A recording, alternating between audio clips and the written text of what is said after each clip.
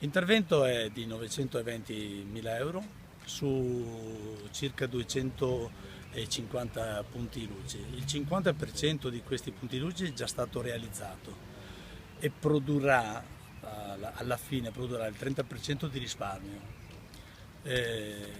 Sono tutte lampade a LED di ultima generazione e magari sentiamo un tecnico per essere più puntuale per quanto riguarda la tipologia specifica e cosa darà alla città poi questa rete. Soprattutto in zona Santa Maria del Rovere, Assessore.